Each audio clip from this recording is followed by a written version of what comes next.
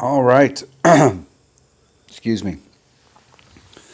This is a hole 4. It's a par 3 for the South Coast tournament. It's one of the new White Cliff Golf Club. Boy, those are a mouthful. So I got here on a shootout. I'm in my Guardian range. I've got a Quasar, so we got a Power 1 ball. In this particular case, I've got a 5.5 headwind. And just trying to see, this is the very first time I got to this hole. Left myself a little bit of room from the sand. It doesn't feel right here, so I'm doing a 20% overpull. And the reason that this ball ends up short is because I was running out of time there, and I actually ended up short shooting it. It wasn't necessarily because of the headwind.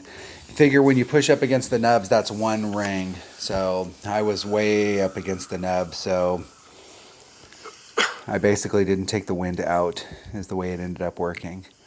Now I can tell you right now, I don't care what I have to do, what ball I have to bring, what club I have to use. I will never, ever play this hole from the front tees and bounce over that river. That just will not happen.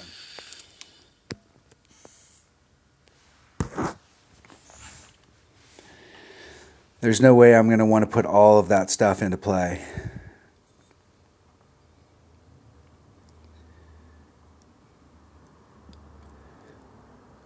Now here they got a fairly good result, but you can see how close they came to every single one of those traps in between. So first time I played this hole, but just so that you know kind of where the clubs were. So I was using a Quasar and a Katana. Let's go look at it. So I'm using a Quasar and a Katana, and I had plenty of room with that ball. So we could drop down to one of the zero power balls. Or, depending on what shot, once we see what kind of wind they're giving us here, what kind of shot we can do on this.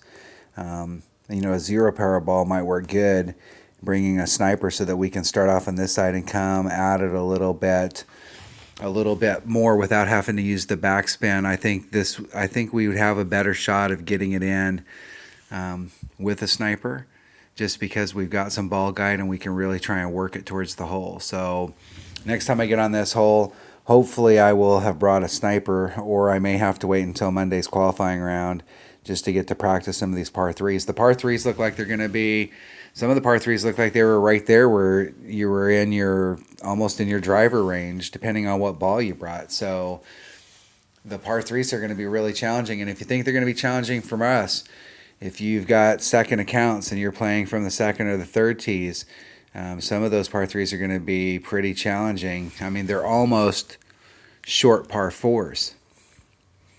All right. That was hole number 4, par 3 of the South Coast tournament, the White Cliffs Golf Club. Thanks for watching.